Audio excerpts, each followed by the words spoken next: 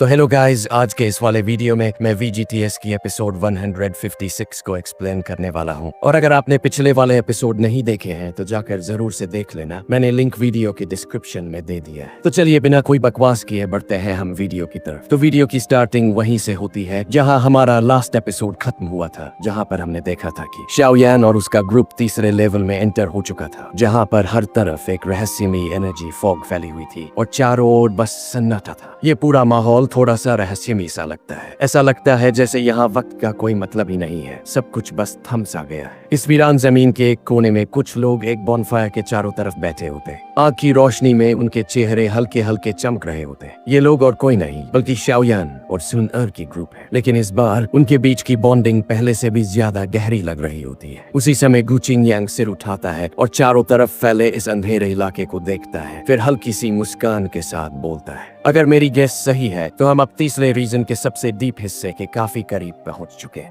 अगर हमें कल और आगे जाना है तो सबको थोड़ा और सावधान रहना पड़ेगा, क्योंकि हेवनली टूम का यही हिस्सा सबसे ज्यादा डेंजरस है। इस पर सुन एर धीरे से कहती है, इन 3 महीनों में हमने और किसी को नहीं देखा, लगता है बाकी लोग किसी सेफ जगह पर जाकर चुपचाप ट्रेनिंग कर रहे होंगे। शाओयान भी धीरे से सिर हिलाता है। असल में उन्हें हेवनली टूम के 3rd लेवल में आए हुए पूरे 3 महीने हो चुके थे। इन 3 महीनों में उनका ग्रुप लगातार डीप हिस्सों की तरफ मूव कर रहा था, लेकिन रास्ते में कई बार उन्हें कुछ पावरफुल एनर्जी बॉडीज ने रोक लिया। फिर भी सबने मिलकर उन रुकावटों को पार किया था। गुहुआ ने एक लकड़ी आग में फेंकी और थकान भरी आवाज में बोला, ये हेवनली टूम उतना सिंपल नहीं है जितना मैंने सोचा था। पिछली बार तो जान पर बनाई थी। उसके चेहरे पर एक गहरा कट साफ दिख रहा था। वो निशान उस लड़ाई का था जब उनका सामना एक ग्रुप से हुआ था जिनकी एवरेज स्ट्रेंथ 8 स्टार थी। वो बैटल इतना भयानक था कि सभी हैरान रह गए थे। शुक्र है कि इंजरीज तो आई, लेकिन किसी की जान नहीं गई। गुजेन ने हल्का सा हंसते हुए कहा, जैसे जैसे हम और अंदर जाएंगे चीजें और भी ज्यादा कठिन होती जाएंगी, इसलिए सबको मेंटली प्रिपेयर्ड रहना चाहिए। थोड़ी देर चुप रहने के बाद शाओयान ने धीरे से कहा, बाकी की जर्नी मुझे अकेले तय करने दो। अब तक हम 6 लोगों ने मिलकर सब संभाल लिया, लेकिन आगे क्या होगा कहना मुश्किल है, और मैं नहीं चाहता कि मेरी वजह से तुम लोगों को कोई नुकसान हो। गु चिंगयांग ने मुस्कुराकर कहा, यह बात तुम सुन एर को जाकर कहो। सुन एर की आंखें शाओयान से मिली। जब हम यहाँ तक आ ही गए हैं तो अब पीछे हटने की बात मत करो। अगर हम सावधानी से चले तो कुछ नहीं होगा। चायन हल्के से मुस्कुराया और सिर हिलाया। फिर उसकी नजर उस ग्रे धुंध की ओर गई जहाँ उसकी मंजिल छुपी हुई थी। उसे ऐसा लगा जैसे उसके शरीर में खून और तेजी से बहने लगा हो। शाओयान अपनी आंखें बंद करता है, फिर कुछ सेकंड बाद आंखें खोलकर धीरे से कहता है, नॉर्थ वेस्ट डायरेक्शन में 4 एनर्जी बॉडीज है। 3 लगभग 8 स्टार डोजून्स के लेवल की है और एक 9 स्टार की है। अब सभी पूरी तरह सतर्क हो चुके थे, क्योंकि अब वो हेवनली टूम के सबसे गहरे हिस्से में प्रवेश कर चुके थे। गु चिंगयांग ने कहा, गुहुआ और गुजेन तो पहले ही जांच करने जा चुके हैं, वो अभी आते ही होंगे। उसी वक्त जमीन से सटे हुए 2 काले फिगर्स पेड़ों और पत्थरों की छाया में छिपते हुए तेजी से वापस लौटते हैं। ये थे गुहुआ और गुजेन। गुहुआ ने गहरी सांस लेते हुए कहा, साउथ और वेस्ट दोनों तरफ कई एनर्जी बॉडीज की गतिविधि है और हमने वहाँ बहुत भारी प्रेशर भी महसूस किया। इन दोनों रास्तों पर जाना बहुत खतरनाक होगा। शाओयान ने चिंतित होकर कहा, तो अब बस नॉर्थ वेस्ट का रास्ता बचता है। सुन एर ने अचानक धीरे से कहा, वेस्ट से जो प्रेशर आ रहा है वो ऑर्डिनरी 9 स्टार डोजून से भी ज्यादा है, लेकिन डोशेंग से थोड़ा कम, यानी शायद बैनशेंग क्लास। सभी चुप हो गए। बैनशेंग यानी एक ऐसा लेवल जो 9 स्टार से ज्यादा स्ट्रॉन्ग होता है, लेकिन डोशेंग से थोड़ा नीचे, और ऐसे एंटिटीज के चारों ओर आमतौर पर कई और एनर्जी बॉडीज होती है। मगर अभी जो बैनशेंग उन्होंने महसूस किया उसके आसपास सिर्फ 4 एनर्जी बॉडीज थी। ये अनयूजुअल था। गुहुआ ने कहा, तीनों रास्ते टफ है, लेकिन नॉर्थ वेस्ट थोड़ी आसान है। वहाँ कम एनर्जी बॉडीज है और अगर फाइट हुई भी तो कम की बॉडीज अट्रैक्ट होंगी। शाओयान ने गु चिंगयांग की ओर देखा, फिर नॉर्थ वेस्ट की तरफ देखा और बोला, ठीक है, चलो इसी रास्ते पर चलते हैं। गु चिंगयांग ने गंभीर होकर कहा, बैनशेंग क्लास एनर्जी बॉडी को डिस्टर्ब मत करना, चाहे उसका एनर्जी कोर कितना भी टेम्पटिंग क्यों ना हो, हम अपनी जान रिस्क में नहीं डाल सकते। अब सभी धीरे धीरे एनर्जी फॉग में करीब 1000 फीट तक साइलेंटली आगे बढ़ते।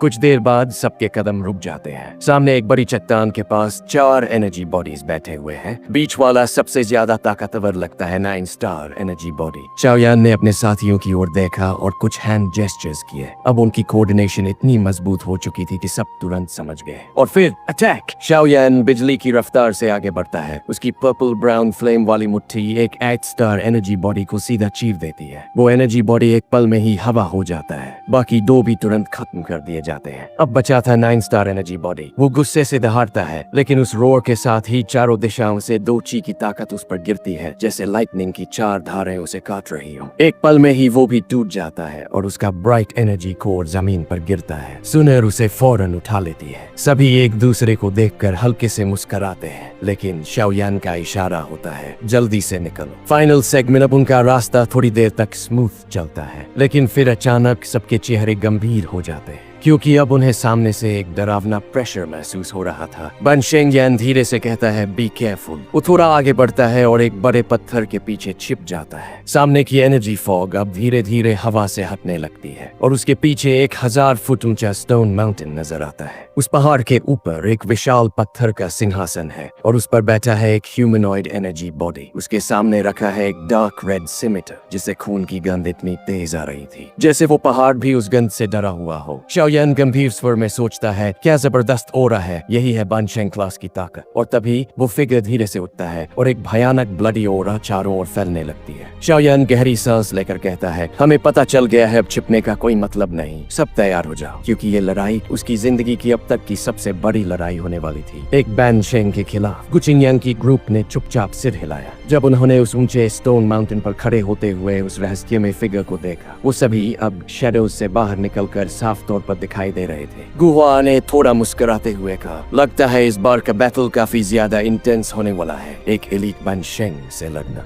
उनके हिसाब से ये किसी पागलपन से कम नहीं था। हालांकि सामने खड़ा बानशेंग एक एनर्जी बॉडी भर था, लेकिन उसके पास अब भी वो पुराना बैटल नॉलेज और 2 स्किल्स थी जो उसने जिंदा रहते हुए हासिल की थी। उनकी संख्या ज्यादा थी, लेकिन इस लड़ाई में कौन जीतेगा ये तय करना वाकई मुश्किल था। गुसिंग ने अपनी बड़ी सी मुट्ठी धीरे धीरे भींची। उसकी सीधी सादी शक्ल पर अब गंभीरता थी और उसके बॉडी से निकलती काम लेकिन मैजेस्टिक ओरा ने माहौल को और भी भारी बना दिया। गुचिंगयांग ने सॉफ्टली कहा, एवरीवन सावधान रहो, इस बार जो हमारा ओपोनेंट है वो बिल्कुल ऑर्डिनरी नहीं है। और फिर ऊपर उस माउंटेन की चोटी पर खड़े उस फिगर की नजर शाओयान की ग्रुप पर पड़ी। वो ऊपर से नीचे देखता हुआ बोला, इंट्रूडर्स, तुम सबको इस जगह में कदम रखते ही इसके कॉन्सिक्वेंसेस का एहसास हो जाना चाहिए था। उसकी आवाज धीमी लेकिन गूंजदार थी, जैसे कानों के पास कोई मफल्ड थंडर गूंज रहा हो। शाओयान की ग्रुप का चेहरा एकदम सख्त हो गया। सबकी नजरें उस इंसान पर टिक गई जो अपने हाथ में एक बड़ी सी सिमिटर थामे हुए था। वो गहरे लाल रंग की रोब पहने हुए था, चेहरा बिल्कुल कोल्ड और इमोशनलेस। उसके चेहरे पर कुछ गहरे स्कार्स भी थे। उसकी पूरी बॉडी से एक फियर्स और इविल ओरा बाहर निकल रही थी। वो ऐसा लग रहा था जैसे कोई ब्लड सोक्ड लायन जो कहीं से अभी अभी लड़कर निकला हो। लेकिन सबसे डरावनी बात यह थी, वो बाकी एनर्जी बॉडीज की तरह खाली नहीं थी। इसका मतलब यह था वो सिर्फ एक बानशेंग एनर्जी बॉडी नहीं बल्कि इंटेलिजेंट और एक्सपीरियंस्ड भी था। और तभी उसके पैर ने उस माउंटेन की सरफेस को जोर से रौंदा और एक खतरनाक फोर्स फूट पड़ी। शाओयान की ग्रुप ने देखा बड़ी बड़ी दरारें करीब 10 फुट लॉन्ग जमीन पर फैली हुई थी, जैसे जहरीले सांप रेंग रहे हो। माउंटेन हिलने लगा, बड़े बड़े पत्थर नीचे गिरने लगे और उस फिगर ने एक गोस्ट की तरह एक पल में शाओयान के सामने की जमीन पर कदम रखा। उसका हाथ अब भी उस सिमेटर को पकड़े हुए था, आंखें सीधी शाओयान की तरफ। वो धीरे धीरे मुस्कुराया और बहुत शांत आवाज में बोला, सालों हो गए इंसानी खून का स्वाद लिए हुए, अब तो याद भी नहीं रहता वो आखिर कैसा लगता था। उसने अपनी गर्दन हल्के से मोड़ी जैसे किसी पुराने ख्याल में खो गया हो, फिर बोला,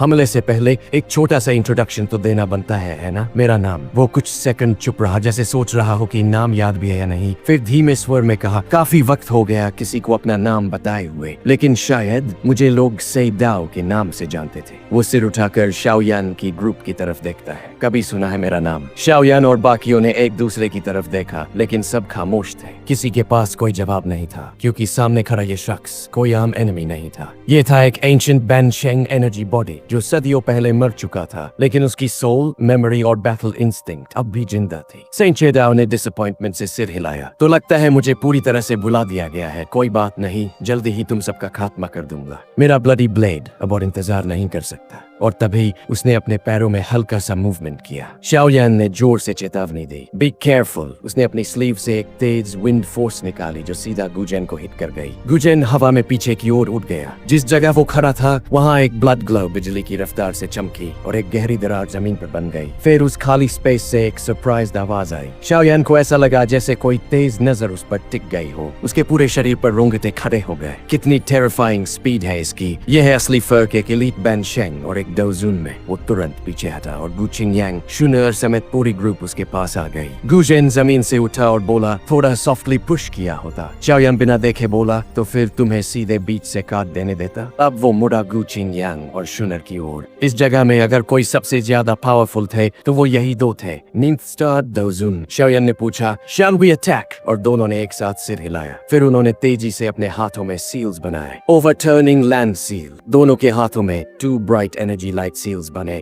और तेजी से सीधा सेंट शेडाओ की तरफ छोड़े गए। सेंट शेडाओ ने एक कोल्ड स्माइल के साथ कहा, स्मॉल ट्रिक्स। उसने सिमिटर से हवा को चीरते हुए 2 मैसिव ब्लेड ग्लोव्स निकाले जो इन एनर्जी सील्स को सीधे काटते हुए निकल गए। बचा हुआ ब्लेड फोर्स दोनों अटैकर्स की ओर बढ़ा, लेकिन उन्होंने समय रहते उसे डॉज कर लिया। सेंट शेडाओ की जमीन अचानक नीचे धंसने लगी और एक बहुत बड़ा लावा जोर से बाहर फूटा। सेंट शेडाओ ने कोल्ड स्नोट मारी और अपने पैर से उसे रौंद दिया। लावा बिखर गया और आसपास के बड़े रॉक्स को पिघलाने लगा और तभी शाओयान ने पीछे से हमला किया। Flame splitting tsunami. एक बड़ा ब्लेड ग्लो उसकी पीठ पर गिरा। सेंट शेडाओ की सिमिटर पीछे घूमी और उसने कई blood coloured blade after images बना दिए। उसने रूलर ग्लो को तोड़ दिया और उन्हीं ब्लेड्स ने शाओयान पर पलटवार किया। शाओयान की हेवी रूलर उन ब्लेड से टकराई। उसकी ताकत से वो कई कदम पीछे फिसल गया। सेंट शेडाओ, क्या तुम सच में सोचते हो कि तुम डोशेंग हो? तुम बस एक ज्यादा हार्ड स्किन वाला कॉर्प्स हो। गुहुआ, गुशिंग और गुजेन तुरंत आगे बढ़े और अपनी पावरफुल 2 स्किल्स से सेंट शेडाओ को घेर लिया। सेंट शेडाओ,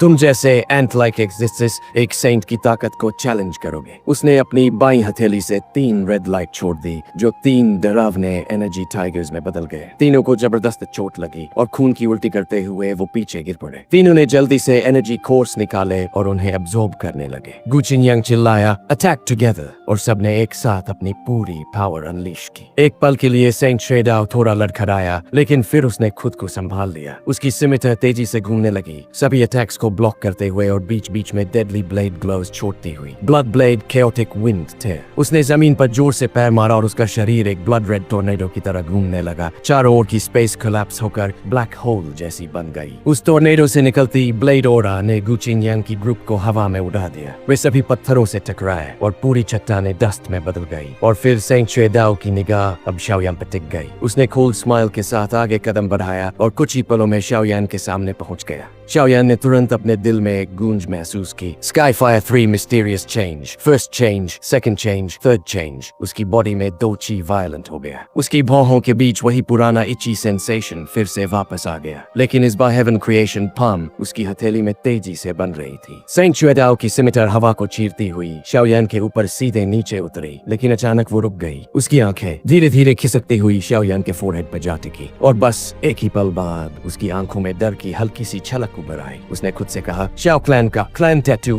फिर वो थोड़ा पीछे हटते हुए फुसफुसाया, क्या तुम शाओ क्लैन के मेंबर हो? तेजी से शाओयान के सिर के ऊपर रुकी एक सिमिटर जो कि खून की गंध से भरी थी अचानक आधा फीट पहले ही रुक गई। सामने खड़ा स्वेडाओ अब डर की नजरों से शाओयान के फोरहेड की तरफ देख रहा था। उसकी आवाज में भी डर साफ छलक रहा था। शाओयान के हाथ में जो ग्रेट हेवन क्रिएशन पाम बन रही थी वो भी एक पल के लिए रुक गई, क्योंकि सामने वाले की हरकतें अचानक बहुत अजीब हो गई थी। शाओयान ने भौहें से कोड़ते हुए फुर्ती से पीछे कदम लिया और पूछा, तुम्हें ये कैसे पता चला? सेंट शेडाओ की निगाहें अब भी शाओयान के ब्राउज पर जमी हुई थी। थोड़ी देर पहले वहाँ एक क्लैन टैटू उभरा था जो अब पूरी तरह से गायब हो चुका था, लेकिन उसके दिल को ये साफ पता था कि ये क्लैन टैटू उसके लिए कोई नया नहीं था, बल्कि उसके पुरानी यादों में ये किसी डरावने डेविल से कम नहीं था। वो धीरे से बड़बड़ाया, क्या शाओ क्लैन के सारे मेंबर नहीं मारे जा चुके थे? और ये कहते ही उसकी नजरें अपने आप हेवनली टूम के सबसे गहरे हिस्से की ओर मुड़ गई। एक गहरा डर उसकी आंखों में चमकने लगा। उसी वक्त गु चिंगयांग, शुनर और बाकी सभी तेजी से शाओयान के पास पहुंचे। उन्होंने देखा कि सेंट शेडाओ अचानक अटैक करना क्यों छोड़ चुका था। सबके चेहरे पर कंफ्यूजन साफ था। शाओयान ने सिर हिलाते हुए कहा, मुझे नहीं पता, लेकिन उसके मन में अब भी एक गहरी सतर्कता थी, क्योंकि बैनशेंग लेवल का कोई भी एक्सपर्ट बहुत ही खतरनाक हो सकता है। अगर एक भी चूक हुई तो पूरा ग्रुप यहीं खत्म हो सकता है। गु चिंगयांग भी चिंता में पड़ गया था। सेंट शेडाओ भले ही अब से फेक एनर्जी बॉडी हो, लेकिन उसमें अभी भी जिंदा रहते समय की इंटेलिजेंस और मेमोरी बची हुई थी। आखिर ऐसा क्या था जिसे वो डर गया? सेंट शेडाओ की आंखें बार बार शाओयान को घूर रही थी। ये लड़का वाकई शाओ क्लैन का मेंबर है और उस इंसान की ताकत को जानते हुए जिसने इस क्लैन को बनाया था, वो जरूर इसे यहाँ एंटर करते ही पहचान चुका होगा। अगर मैंने इसे मार दिया तो उस इंसान की हत्या की इच्छा से बच नहीं पाऊंगा। कुछ पल बाद सेंट शेडाओ ने अपने बॉडी से से उठती खून भरी एनर्जी धीरे धीरे खींच ली। उसने अपना हाथ घुमाया और सिमिटार गायब कर दी। फिर थोड़े गुस्से और मजबूरी से बोला, जा, इस बार तू किस्मत वाला है। सभी लोग सुनकर हैरान रह गए। किसी को समझ नहीं आया कि अचानक इसका मन कैसे बदल गया। सेंट शेडाओ ने थोड़ा झुंझलाते हुए कहा, इस रास्ते से वेस्ट की तरफ जाओ। ये narrow path expert energy body से भरा हुआ है, लेकिन अगर तुम वेस्ट की ओर बढ़ोगे तो ज्यादातर से बच सकते हो और अपने डेस्टिनेशन तक पहुंच सकते हो। शाओयान ने गुचिंग यांग और बाकी साथियों की ओर देखा और फिर झुककर सेंट शेडाओ को रिस्पेक्ट देते हुए कहा, धन्यवाद एल्डर। इसके बाद वो धीरे धीरे पीछे हटने लगे, लेकिन उनका दोची अब भी रेडी था ताकि जरूरत पड़ते ही हमला कर सके। जब वो 100 मीटर से ज्यादा दूर पहुंच गए और सेंट शेडाओ ने कुछ नहीं किया, तभी जाकर सबने चैन की सांस ली और आगे बढ़े। सेंट शेडाओ उन्हें जाते हुए देखता रहा। फिर उसने हल्की सी मुस्कान दी और हेवनली टूम के सबसे गहरे हिस्से की तरफ देखते हुए बड़बड़ाया, इस बार मैंने तेरी मदद की है। उम्मीद है जब तू वापस आकर इस जगह को साफ करेगा तो मुझे छोड़ देगा। गुआ ने पीछे देखते हुए कहा, ये आदमी तो पहले इतना खून खराबा करने को तैयार था, लेकिन अब अचानक अच्छा इंसान बन गया। शाओयान अब भी सतर्कता से चारों तरफ देख रहा था। उसे शायद पता चल गया था कि मैं शाओ क्लैन से हूँ। गुचिंग यांग ने हल्की मुस्कान के साथ जवाब दिया, जब भी तुम्हारी ओरा बूस्ट होती है, तुम्हारे फोरहेड पर शाओ क्लैन का क्लैन टैटू उभरता है। वो तो एक एंशिएंट टॉप एक्सपर्ट था, कैसे नहीं पहचानता। शाओयान चौंक गया, क्या मेरे पास भी कोई क्लैन टैटू है? गुचिंग यांग और बाकी लोग भी हैरान थे। तुम्हें खुद नहीं पता? वो टैटू थोड़ी देर के लिए आता है और फिर गायब हो जाता है। ब्लड लाइन की स्ट्रेंथ से ये एक्टिवेट होता है, लेकिन शाओ क्लैन की ब्लड लाइन तो पूरी तरह से खत्म हो चुकी है। शाओयान कंफ्यूजन में पड़ गया। उसे तो सिर्फ अपनी फोरहेड पर एक फ्लेम मार्क का पता था, जो अब फीका पड़ता जा रहा था जब से उसने बोन चिलिंग फ्लेम को अब्सॉर्ब किया था। जब मैं स्काईफायर फ्यूरियस चेंज यूज करता हूँ तभी मेरी ओरा इतनी बढ़ती है, लेकिन इसका क्लैन टैटू से क्या लेना देना? बहुत सारे सवाल उसके दिमाग में घूम रहे थे, लेकिन किसी का जवाब नहीं मिल रहा था। उसे एक बात समझ आई, सेंट शेडाओ जिस क्लैन टैटू से डर गया था उसमें कोई शक्ति नहीं थी। अगर वो हम पर हमला छोड़ गया तो जरूर कोई और रीजन होगा, और वो रीजन इसी शाओ क्लैन के टैटू से जुड़ा है। सुनर ने धीरे से कहा, ये शाओ शुआन है। सुनते ही गुचिंग यांग और बाकी सभी के पैरों के नीचे से ठंडक सी दौड़ गई। शाओ शुआन की डेथ तो सालों पहले हो चुकी थी, फिर सेंट शेडाओ जैसे बनशेंग एक्सपर्ट उससे क्यों डरे? सुनर बोली, हेवनली टूम बहुत मिस्टीरियस है। जब सेंट शेडाओ जैसा बनशेंग यहाँ एनर्जी बॉडी बनकर सर्वाइव कर सकता है, तो शाओ शुआन जो दोशेंग के पीक तक पहुंचा था, क्या वो भी किसी तरह बचा नहीं होगा? सभी लोग अब शाओयान की तरफ देखने लगे। उसका चेहरा काम था, लेकिन दिल के अंदर जोरदार हलचल चल रही थी। शाओयान बोला, चलो, इन सारे रहस्यों के जवाब हमें तभी मिलेंगे जब हम अपनी मंजिल तक पहुंचेंगे। सभी लोग तेजी से एनर्जी फॉग के अंदर घुस गए। आगे बढ़ते बढ़ते सेंट शेडाओ का बताया रास्ता सही साबित हुआ। रास्ते में बहुत से एनर्जी बॉडीज थे, कुछ तो सेंट शेडाओ से भी ज्यादा ताकतवर थे, लेकिन शाओयान की टीम सावधानी से उनके टेरिटोरीज के बीच से निकल गई। गुहा ने कहा, लगता है हम सच में हेवनली टूम के सबसे डीप हिस्से में आ चुके हैं। गुचिंग यांग ने इधर उधर देखकर कहा, यहाँ हर तरफ इतने हाई लेवल एनर्जी बॉडीज हैं कि लगता है 9 तारों वाले सिर्फ गॉड्स। ये सुनकर सबको अपनी कमजोरी का एहसास हुआ। सुनर बोली, अगर सब सही रहा तो हमें बहुत जल्द शाओ शुआन की टूम मिल जाएगी, जो कि एंशिएंट बुक्स में बताई गई है। शाओयान ने कहा, इस जगह की एनर्जी बहुत खतरनाक है, हमें जल्दी बढ़ना चाहिए। लेकिन तभी अचानक हवा की एक तेज आवाज आई। 2 काले फिगर्स एक बड़ी चट्टान पर आकर खड़े हो गए। उनकी आंखों में एक शिकारी जैसी चमक थी, जैसे कोई बिल्ली अपने शिकार के साथ खेल रही हो। शाओयान, तुम्हारी स्पीड तो बहुत ही स्लो है। शाओयान और उसकी टीम के चेहरे अचानक सख्त हो गए। हन्या, हनली, गुआ ने ताना मारते हुए कहा, लगता है ये वही 2 कुत्ते हैं जो पहले डर के मारे भाग गए थे। लेकिन शाओयान ने एक हैंड सिग्नल दिया। वो समझ चुका था कि ये दोनों बिना किसी बैकअप के नहीं आए होंगे। हन्या ने ठंडी मुस्कान के साथ कहा, इस बार होमलेस तुम लोग बनोगे। फिर उन्होंने कदम पीछे खींचे और 2 grey cloth sinister looking old man धीरे से उनके सामने प्रकट हो गए, बिल्कुल एक गोस्ट की तरह। दोशेंग, इतना सुनते ही सबके दिल में एक खौफनाक खतरे का एहसास दौड़ गया। जैसे ही शाओयान की ग्रुप की एक्सप्रेशंस बदली, हुन्या की आंखों में एक डरावनी और ठंडी चमक आ गई। उसने अजीब सी हंसी में कहा, क्या तुम्हें लग रहा है सब कुछ बदल रहा है? हंटर और हंटेड के बीच का रिश्ता अब उल्टा हो रहा है। लेकिन शाओयान और उसके साथी हन्या की इस अजीब मॉकिंग पर कोई रिएक्शन नहीं देते। उनकी निगाह निगाहें उस इंसान पर नहीं बल्कि हन्या के सामने खड़े दो ग्रे क्लोव्ड ओल्ड मैन पर टिक जाती है। हालांकि बाहर से उनका शरीर एक नॉर्मल इंसान जैसा लग रहा था, लेकिन उनकी आंखों में एक पूरी तरह इमोशनलेस ठंडापन था। शाओयान की ग्रुप को साफ साफ महसूस हो रहा था ये दोनों एनर्जी बॉडीज हैं। गुहुआ ने गुस्से में धीरे से कहा, ये दो कुत्ते आखिर कहां से एनर्जी बॉडीज ढूंढ लाए? ऐसे एक्सपर्ट्स उनकी मदद क्यों करेंगे? गुजेन ने उन एल्डर्स की तरफ ध्यान से देखा, फिर धीरे से सिर हिलाया। ये दोनों हन क्लैन के मेंबर्स हैं। भले ही ये मर चुके हैं, लेकिन उनकी सोल्स हेवनली टूम की वजह से अब भी यहाँ मौजूद है। लगता है ये लोग अच्छे से तैयारी करके आए। गु चिंगयांग ने गंभीरता से कहा, हमें अलग अलग होकर भाग जाना चाहिए। दो डोशेंग्स, इवन अगर ये सिर्फ एनर्जी बॉडीज ही क्यों न हो, हम उनसे भिड़ नहीं सकते। अगर हम सामने से लड़ेंगे तो जीतने का एक भी चांस नहीं बचेगा। ये सुनकर सब एकदम शांत हो गए। किसी को अंदाजा नहीं था कि ये होमलेस स्ट्रेस हुन्या और हनली उनकी इतनी दुर्गति कर देंगे। इतनी मुश्किलों से यहाँ तक पहुँचे थे। तभी एक ग्रे क्लोथ्ड ओल्ड मैन ने शाओयान की तरफ देखा और कहा, शाओ क्लैन अभी तक पूरी तरह से नष्ट नहीं हुआ है ना? हन्या ने पूरी बात समझाते हुए कहा, शाओ क्लैन अब एग्जिस्ट नहीं करता, लेकिन ये लड़का खुद के बल पर यहाँ तक पहुँचा है, इसलिए उसे हर हाल में खत्म करना जरूरी है, नहीं तो शाओ क्लैन सच में फिर से उठ सकता है। हनडियाओ की आंखों में थोड़ा सरप्राइज दिखा, तो इसने अपनी ब्लड लाइन स्ट्रेंथ पर भरोसा नहीं किया। अगर ऐसा है तो इसे एलिमिनेट करना बनता है। तभी दूसरा एल्डर बोला, अब और बातें मत करो, इन्हें मारो और जल्दी निकलो। ये जगह उस एरिया के बहुत पास है, अगर देर की तो कुछ भी हो सकता है। हनडियाओ ने धीरे से कदम बढ़ाया। जैसे ही उसका पैर जमीन पर पड़ा, उस स्पेस इटसेल्फ हिल गया। उसके कदम के नीचे से सर्कुलर स्पेशल रिपल्स फैलने लगे। गु चिंगयांग की आंखों में डर चमक उठा। वो चिल्लाया, भागो। वो सबसे पहले भागा, एक तेज रोशनी बनकर बाईं तरफ उठ गया। बाकियों ने भी उसी समय अलग अलग डायरेक्शंस में दौड़ लगा दी। लेकिन तभी दूसरे एल्डर ने, जो अभी तक खामोश था, अचानक हाथ को भींचते हुए कहा, लो,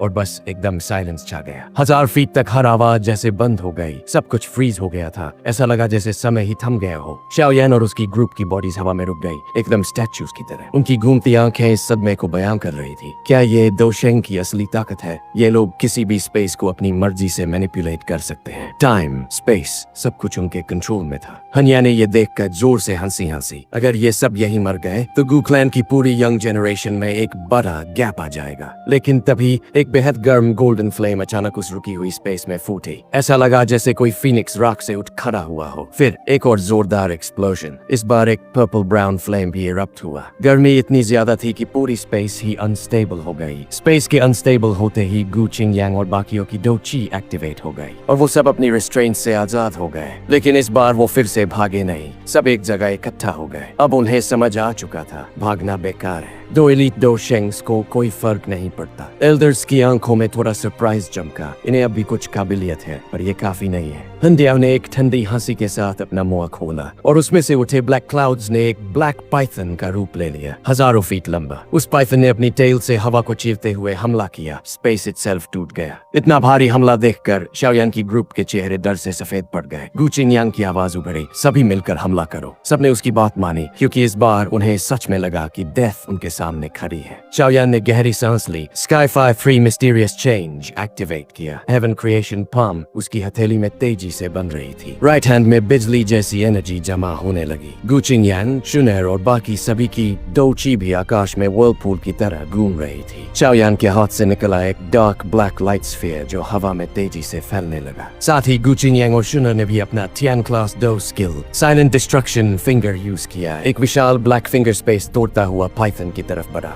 एक भारी एक्सप्लोजन और एनर्जी का तूफान आकाश में फैल गया। लेकिन वो पाइथन अभी मरा नहीं था। उसके इंजर्ड स्नेक टेल हवा में घूमता हुआ फिर से शाओयान की ग्रुप की तरफ बढ़ा। सोनिक बूम इतना तेज था कि जमीन फटने लगी। इतनी ताकत देखकर सबके चेहरों पर डर साफ था। गुहुआ ने दांत भींचते हुए कहा, अब जान पर खेलना होगा। शाओयान की आंखों में भी एक ग्रिम एक्सप्रेशन था। उसने अपनी हेवनली फ्लेम एक्टिवेट की। तभी दूर की स्पेस में एक हलचल हुई और एक फिगर लाइटनिंग स्पीड से आकर उन्हें खींचकर हेवनली टूम के गहराई में ले गया। सेंट श्वेडाओ, सब हैरान रह गए। शाओयान को यकीन नहीं हो रहा था कि ये रेस्क्यू सेंट श्वेडाओ कर रहा है। श्वेडाओ गुस्से में बोला, साले, अगर वो जान गया कि तुम सब मारे गए तो पूरा खून से सना तबाही मचा देगा। उधर दो डोशेंग्स गुस्से से चिल्लाए, एक बैन शेंग हमारे साथ सामने अकड़ रहा है। तू मरना चाहता है क्या? हुंदियाओ डुओ ने जोर से चिल्लाया। लॉक! सेंट चेडाओ की बॉडी एकदम फ्रीज हो गई। सब शॉक्ड रह गए। इन दो एलीट डोशेंग्स की ताकत का कोई मुकाबला नहीं था। तुम क्या करोगे इस थोड़ी सी ताकत के साथ? हुंदियाओ की टीम ने हंसते हुए अपने हाथ उसकी चेस्ट पर मारने के लिए बढ़ाए, लेकिन तभी उनके हाथ अचानक हवा में रुक गए, जैसे किसी ने उन्हें थाम लिया हो। दोनों डोशेंग्स चौंक उठे। तभी एक पुरानी और एंशिएंट आवाज पूरे स्पेस में गूंज उठी। लगता है हन क्लैन के कुछ बचे हुए लोग अब भी हेवनली टूम में मौजूद हैं। और उस आवाज के साथ ही स्पेस इटसेल्फ टूटने लगी। शाओ शुआन, हुंदियाओ और दूसरे एल्डर के चेहरों पर डर साफ दिखने लगा। जैसे ही हुंदियाओ और हुंदिया की जुबान से शाओ शुआन नाम निकला, शाओ यान का पूरा शरीर एकदम से कांप उठा। उसके शरीर में बहता हुआ खून अचानक अजीब रंग से लहराने लगा। ये लहर कुछ जानी पहचानी सी लग रही थी। फिर शाओ यान और उसके साथियों के सामने की हवा में हल्की सी हलचल हुई और वहां अचानक एक इंसान दिखाई दिया। हल्के हरे कपड़ों में एक शांत सा इंसान। उसकी एंट्री ने कोई भारी एनर्जी स्टॉर्म या आसमान हिला देने वाला सीन नहीं बनाया, लेकिन जैसे ही वो वहां आया, सबको एक बात समझ आ गई। इस इंसान की एक पंच या एक किक शायद यहाँ मौजूद किसी को भी संभालने लायक नहीं। जैसे ही उस इंसान ने अपनी नजर ऊपर उठाई और हन क्लैन के लोगों की तरफ देखा, उसने ठंडी मुस्कान के साथ बोला, ये हन क्लैन कितनी घिनौनी ब्लड लाइन है। उसका चेहरा बहुत ज्यादा सुंदर तो नहीं था, लेकिन उसमें एक ऐसा चार्म था जो किसी को भी अपनी तरफ खींच ले। उसके कंधों तक आते काले बाल और आंखें ऐसी गहरी जैसे कोई काला गड्ढा, जिनमें विजडम और डेप्थ दोनों भरी हुई थी। हुंदिया और हुनमो के चेहरे पर डर और हैरानी का एक साथ असर दिखा। वो भले ही बहुत ताकतवर थे, लेकिन इस इंसान को देखकर साफ था कभी इसने पूरे कॉन्टिनेंट की पीक पर राज किया था। पूरे कॉन्टिनेंट पर मुश्किल से कुछ लोग ही थे जो इसके मुकाबले खड़े हो सकते थे। हुंदिया थोड़ा घबराया और धीरे से बोला, एल्डर हुंदियाओ, ये इंसान कौन है? बहुत खतरनाक लग रहा है। हुंदियाओ ने भी खुद को संभालते हुए बोला, शाओ शुआन चाहे कितना भी ताकतवर क्यों न हो, हेवनली टूम की सप्रेशन के कारण वो बाहर नहीं आ सकता जब तक कि पूरा 150 साल न बीत जाए। और इस बार की अवधि अभी पूरी नहीं हुई। मतलब ये जो हमारे सामने है उसका असली शरीर नहीं हो सकता। दूसरा एल्डर भी थोड़ा चौंका और बोला, तो ये बस एक प्रोजेक्शन है? हुंदियाओ ने आंखें सिकोड़ते हुए कहा, हाँ, सिर्फ दिखावा है। लेकिन हरे कपड़े वाला वो इंसान यानी शाओ शुआन हल्की सी मुस्कान के साथ बोला, देखने की ताकत तो है तुम दोनों में, लेकिन तुमने खुद को जरूरत से ज्यादा समझ लिया। तुम जैसे दो 1 स्टार डोशेंग मेरी बराबरी करने लायक भी नहीं हो। ये कहते हुए उसने अपना हाथ उठाया और फिर धीरे से मुट्ठी बंद करते हुए एक शब्द बोला, शैटर। उसके मुंह से बस इतना कहते ही शाओ यान और उसके साथियों ने देखा कि 10,000 फीट के इलाके में स्पेस ही टूटने लगा। एक अदृश्य डार्क ब्लैक हाथ आकाश से बना और फिर उस हाथ ने रैंडम डायरेक्शन में हन क्लैन के एल्डर की तरफ वार किया। जैसे ही हाथ नीचे गिरा, जमीन में भूचाल सा आ गया। पूरे जमीन में दरारें फैल गई। इतनी एनर्जी एक साथ देखकर आसपास के कई दूसरे स्ट्रॉन्ग एनर्जी बॉडीज भी डर गए। वो सब चुपचाप अपनी एनर्जी को छिपाकर जमीन के अंदर गायब हो गए। हुंदियाओ और हुनमो की आंखों में डिसबिलीफ था। वो बोले, ये हो क्या रहा है? इतनी ताकत, ये तो नामुमकिन है। रन! लेकिन जैसे ही वो भागे, एक इनविजिबल शॉकवेव पहले ही उनके पास पहुंच गई। उनकी बॉडीज एक सेकंड में ही धमाके के साथ उठ गई। चीखने तक का मौका नहीं मिला। उनके हाथों में पकड़े हुंदिया और हुनली दूर जाकर गिरे, लेकिन शाओ शुआन ने उन्हें मारने की कोशिश नहीं की। उसके लिए 8 स्टार डोजून कोई मायने नहीं रखते थे। वो उनके लिए चींटियों से भी कम थे। फिर आखिरी में वो विशाल हाथ जमीन पर गिरा। जमीन फिर से हिल उठी। डस्ट हर तरफ फैल गया और जब सब शांत हुआ तो शाओ यान के सामने एक 10,000 फीट लंबी गहरी खाई बन चुकी थी। शाओ यान के सभी साथियों ने एक साथ गहरी सांस ली। इतना डरावना डिस्ट्रक्शन अनइमेजिनेबल था। सेंट चेडाओ भी ये सब देखकर डर गया, लेकिन साथ ही राहत भी महसूस हुई कि उसने समय रहते शाओ यान का साथ दिया। अब वो हरे कपड़े वाला आदमी शाओ शुआन धीरे धीरे मुड़ा और उसकी निगाह शाओ यान पर जा टिकी। जैसे ही उनकी नजरें मिली, शाओ यान को अपने खून में हलचल महसूस हुई। वो उत्साह को दबाते हुए ऊपर देखने लगा। उनकी आंखों का मेल कुछ समय तक बना रहा। फिर शाओ शुआन ने हल्की मुस्कान के साथ कहा, आखिरकार शाओ क्लैन का कोई सदस्य आ ही गया। मैंने जो इतने सालों से इंतजार किया वो बेकार नहीं गया।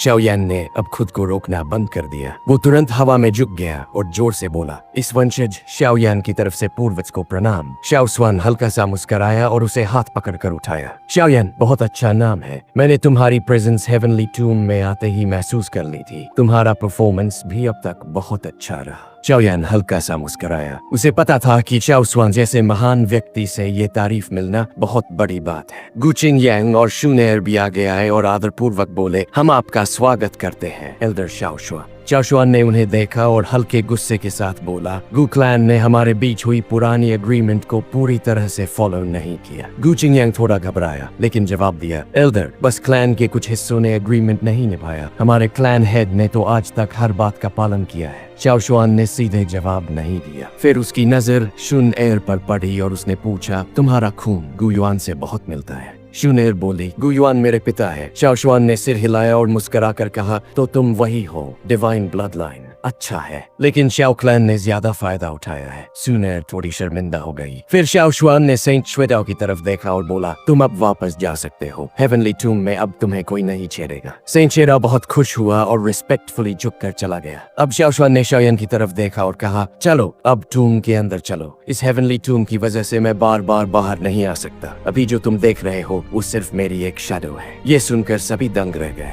शैडो होते हुए भी अगर ये ताकत है तो फिर रियल बॉडी की शक्ति क्या होगी? शाओशुआन ने शाओयान की आंखों में देखा और बोला, मुझे पता है तुम्हारे मन में बहुत से सवाल हैं। चलो मेरे साथ। मैंने इस दिन का बहुत लंबा इंतजार किया है। शाओयान का दिल भी अब एक्साइटमेंट से भर चुका था। वो दिन जो उसने हमेशा से इमेजिन किया था आज आ ही गया। शाओयान और उसकी टीम शाओशुआन हेवनली टूम के सबसे अंदर वाले हिस्से में पहुंची। धीरे धीरे वो सब रुक गए। उनके चारों ओर सब कुछ एकदम काला था, मानो रोशनी का नामो निशान न हो। ऐसा लग रहा था जैसे कोई खाली स्पेस में खड़ा हो। दिल में एक अजीब सा डर और खो जाने का एहसास भर जाता था। शाओशुआन हल्की सी मुस्कान के साथ बोले, यह है हेवनली टूम का सबसे गहरा हिस्सा। उन्होंने सामने की ओर इशारा किया। वहाँ एक पुराना सा स्टोन टैबलेट खड़ा था जो इस काले वातावरण में बिल्कुल अकेला लग रहा था, शांत और बिल्कुल एकांत में। ऐसा लग रहा था जैसे ये सदियों से यहीं खड़ा हो। शाओयान ने जब उनकी उंगली की दिशा में देखा तो उसकी नजर उसी एंशिएंट स्टोन टैबलेट पर पड़ी। इतने सालों बाद भी उस पत्थर से एक अजीब सी ऑरा निकल रही थी जो तेज नहीं थी लेकिन इंसान की सोल को अंदर से चकचोर देती थी। शाओशुआन ने गु चिंगयांग और बाकी टीम की तरफ देखा और कहा, तुम चारों इसी स्टोन टैबलेट के बाहर ट्रेनिंग करना। इस जगह की एनर्जी सबसे ज्यादा डेंस है और बाकी एनर्जी बॉडीज यहाँ आने की हिम्मत नहीं करती, तो तुम लोग सेफ रहोगे।